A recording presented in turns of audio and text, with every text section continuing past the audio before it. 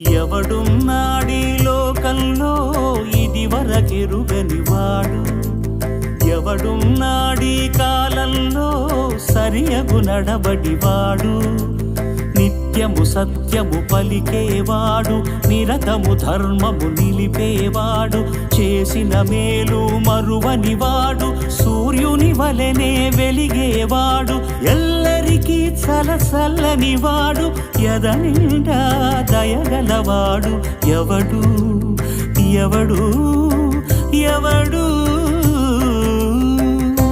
అప్పుడు నారద మహర్షుల వారు ఇలా సెలవిచ్చారు.